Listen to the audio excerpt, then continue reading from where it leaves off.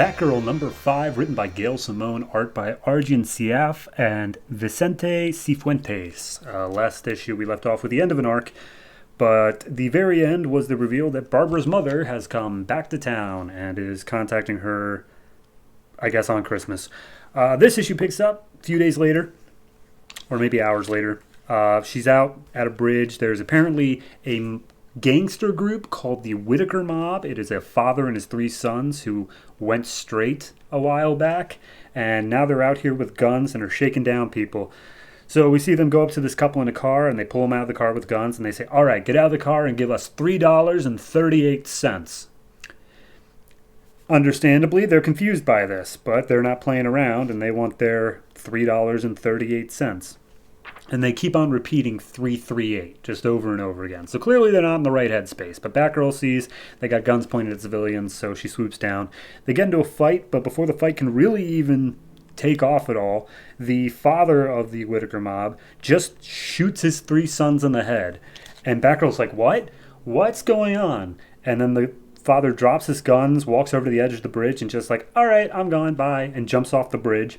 Batgirl throws a grapple around his foot and catches him, but she's holding on tight, just trying to pull him up. And then she's punched in the face by this blonde woman who comes out of nowhere, and she says, oh, hi, you can call me Gretel. You're interfering with my work, so you're going to have to stop that. So Batgirl being punched in the face, she drops the line, and the people who are actually being threatened with the guns are picking up the slack. So then a fight scene breaks out between Gretel and Batgirl. Batgirl kicks Gretel in the face, and it does nothing, doesn't even stun her. And so Batgirl's pretty much on the ropes. And then all of a sudden, Gretel, freezes up, looks like she's talking to God for a moment, has steam coming out of her mouth, and she's like, all right, well, I gotta go, take a rain check, bye. And she just walks off. Batgirl realizes that she has to help the civilians who are struggling to hold up the father who jumped off. So they pull him back up. He just keeps saying 338, 338. And she's like, all right, well, this was weird, I'm gonna go, bye. So then we cut back to 4 hours ago, and we see, okay, the mother showed up on the doorstep, and she's like, oh, can I come in, Barbara? Can we talk? And the roommate, Alicia, she's like, oh, of course you can come in, have some tea, do whatever. And Barbara's like, shut up, Alicia. Not actually to her face, but, in her head. And she's like, how about we go out for some food instead? So they go down the street, and they get to talking, and it's just the most base level of small talk that you can possibly imagine. And we keep getting Barbara's inner monologue of what is she doing here? What in the hell am I supposed to do right now? So they stop in at a coffee shop, a tea shop, something like that, get some muffins and coffees, and they just sit down, and they're like, oh, how's your father? And it's like, oh, he's doing good. And the mom basically lays down, hey, so I came to talk to you because I'm moving back to Gotham, and I would like it if we could be on good terms. And Barbara's like, okay, well, I'm gonna go, just like you left me. Bye. And she just leaves. So, not really on a good term sort of thing.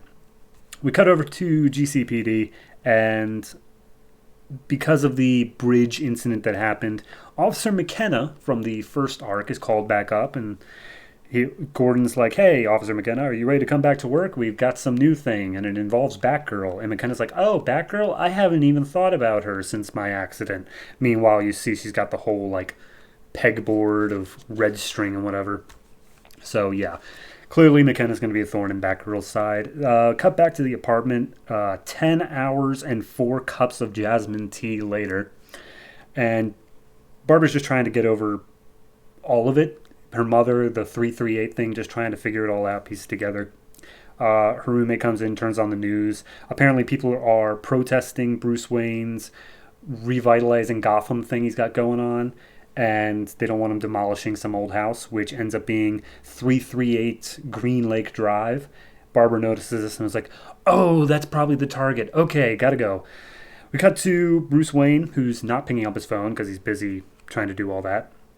And he hops in a limo. He's talking to one of his assistants, and the driver named Tommy is up in the driver's seat of the limo, and he's muttering under his breath 338 over and over again. And before you know it, he's crashed the limo into, I guess, the construction site that they're all at. He's crashed into one of the fences. Greta is already standing there, or is it Gretel? Whatever her name is. She's already standing there. And she's just like, all right, cool, good. Now my plan can commence. Tommy gets out, is about to try to hurt Bruce Wayne, kill Bruce Wayne. He says bashed in skull. I don't know what he's talking about. And Batgirl swoops in and was just like, oh, stay away, Mr. Wayne. I'll take care of this. And Bruce is like, okay, Batgirl, you got it. So Gretel walks up and seemingly is like, Batgirl, what are you doing? Why are you trying to fight me? And she has pink hair now, too. I don't know. But Tommy comes in and starts swiping at Batgirl. Batgirl realizes that's some form of mind control, so she has to go easy on him a little bit. So she knocks him out as quick as she can. And then Batgirl's like, haha, Gretel, I took out your boy. And Gretel's like, you think that was my boy? No, that was the distraction. There's my boy. And we see Bruce Wayne now coming at Barbara, yelling 338, 338. And that's where we leave off. For a start of an arc, it's not bad. But the fact that we're progressing so quickly through it makes me feel like it doesn't matter, like, at all. This, like, I don't know. Like, the fact that it's not just because I can see the end of the trade here. Like, it's not just that. This genuinely feels like, okay, pretty much everything's just gotten, like, we've already got introduced to the villain. We've got her name. We don't know how she quite works yet, but we get the general gist of mind control and something about 338. So it's not that confusing. This just doesn't feel like it's really going to matter that much. I feel like the mom thing is what's supposed to be like the more spotlight. It just didn't get that in this issue because we had to set up all the Greta stuff. So overall, I'm going to give this one a 6.5. Art-wise, it's fine. I think the action scenes are actually the weaker point in this. Just people sitting around talking, that's actually more interesting. Weird enough to say, but yeah, it's a 6.5, and hopefully it can stick the landing, but I feel like it's only going to be a 2-issue arc, so whatever.